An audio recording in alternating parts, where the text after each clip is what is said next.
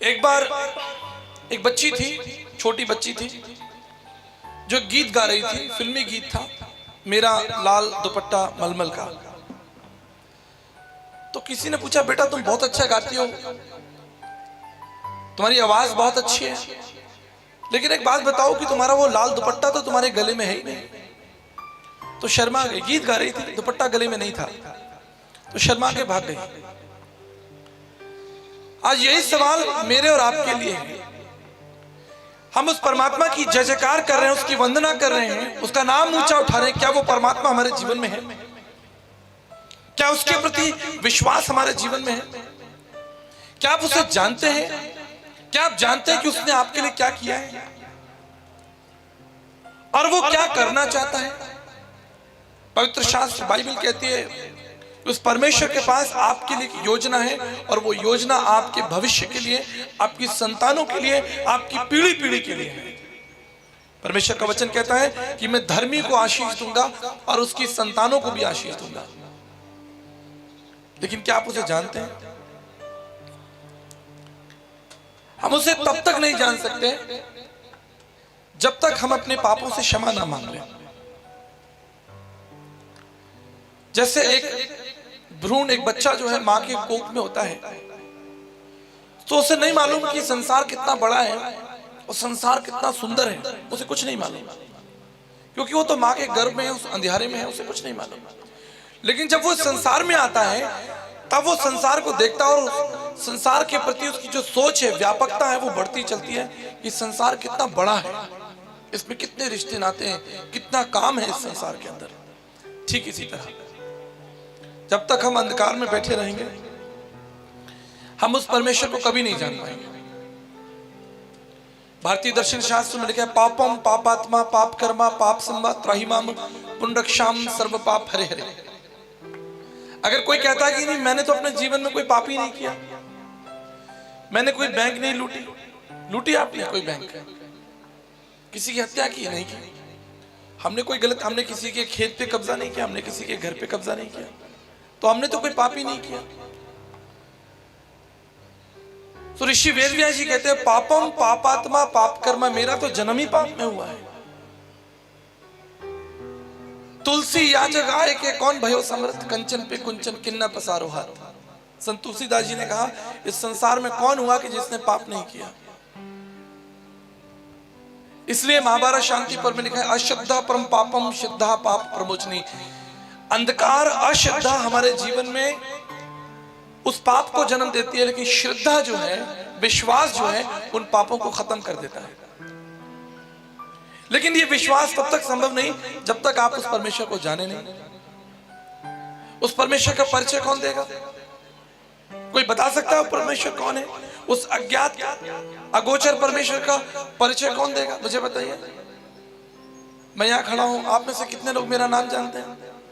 आप कहेंगे वो तो पोस्टर पर देख लिया हमने, लेकिन आप मेरे बारे में कितना जानते हैं? कुछ नहीं जानते। जब तक मैं आपको ना बताऊं कि मैं कौन हूं, मुझे क्या पसंद है, अपनी विशेषताएं, अपनी योजनाएं, अपने परिवार के बारे में, मेरे कितने बच्चे हैं, पत्नी, माता पिता कहाँ रहते हैं, क्या करते हैं, मैंने कहाँ से पढ़ाई की, मुझे खाने में क्या पसंद है, क्या पसंद नहीं है, जब तक मैं ना बताऊं आपको मेरा परिचय कौन देगा? ठीक इसी तरह उस परमेश्वर का परिचय कोई दे सकता है? संत तुलसीदास जी ने कहा, तुलसी याजक आए के कौन भयो समर्थ, कंचन पे कुंचन किन्ना पसा। एक पापी व्यक्ति जो खुद अंधकार में बैठा है, क्या वो परमेश्वर का परिचय देगा?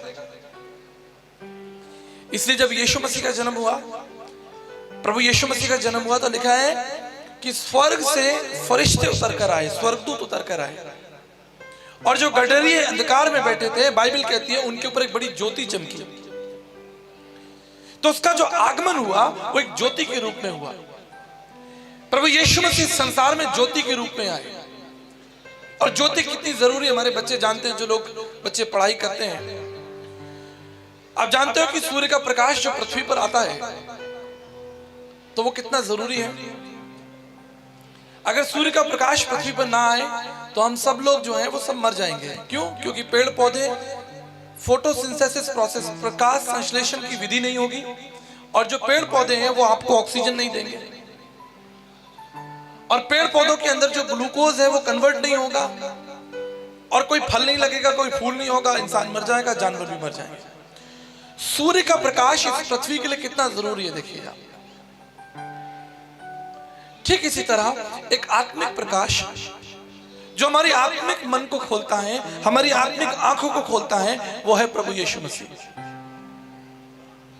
बहुत से लोगों का ऐसा मानना है, सोचना है कि प्रभु ईसा मसीह तो ईसाइयों के परमेश्वर है, तो ईसाइयों ने क्या ठेकेदारी कर ली यीशु मसीह की? कोई मोहर लगा दी क्या कि हमारा परमेश्वर है? कहां पैदा हुए थे यीशु मसीह? यीशु मसीह का जन्म हुआ इजराइल में, बेतलेहम गांव में। ऐसी ठाणी थी, गांव था, और वो भी आज से 2000 साल पहले। अभी यहाँ आने में कष्ट होता है, रास्ता देखो कैसा टेढ़ा मेढ़ा, हो सकता है बिजली हो ना हो, आज से 100 साल पहले पता नहीं ये गांव कैसा हो। तो कल्पना कीजिए आज से 2000 साल पहले बेतलेहम वो जो गांव होगा वो कैसा होगा, जो इजराइल में है। और सबसे बड़ी जाति के थे वो। हमारे समाज में बड़ी छुआछूत है, बड़ी जाति का बड़ा चक्कर है हमारे समाज में। प्रभु यीशु मसीह यहूदी जाति के थे। अगर वो चाहते तो आपकी परछाई भी उन पे ना पड़े। वो उच्च कोटि के व्यक्ति थे समाज में। विश्व में सबसे बड़ी जो जाति है वो इजराइल की जाति है, यहूदी लोग, उससे ऊपर कोई नहीं। आज भी यहूदी लोग जो है वो अपने ऊपर किसी की परछाई नहीं पड़ने देते। कहते हम तो यहूदी हैं, हम आपके हाथ का खाना नहीं खाएंगे, हम आपके घर नहीं आएंगे। उस समाज में प्रभु यीशु मसीह का जन्म हुआ। बताओ उससे बड़ी जाति किसकी है? लेकिन फिर भी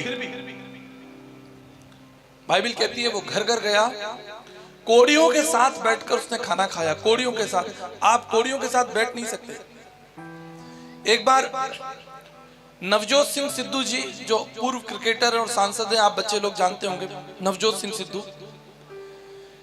एक बार उनके मन में इच्छा हुई कि भाई वो मदर टेरेसा का आश्रम है कलकत्ता में, उसे देखने जाएं। तो वहां कोड़ियों का आश्रम था।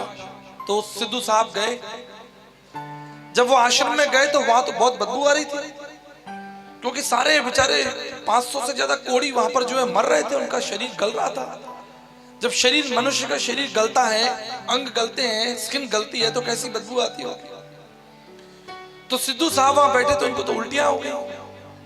उन्होंने अपना रुमाल मुंह पे लगा लिया, बोले यहाँ कैसे रह सकते हैं भाई। तो भागना चाह रहे थे, लेकिन मन में था कि मदर टेरेसा को मिलने आए हैं, चलो भाई देख लें मदर टेरेसा को। तो इतने में पतली दुबली सी महिला मदर टेरेसा जो है वो चलती हुई आई, तो उनके पैरों में गिर गए। बोले माता जी पहले तो आप एक बात बताओ, आप इस जगह पर कैसे रह सकते हो, यहाँ इतनी बदबू आती है, लोग सड़ रहे हैं, मर रहे हैं। तो मदर टेरेसा ने उनको जवाब दिया कि बेटा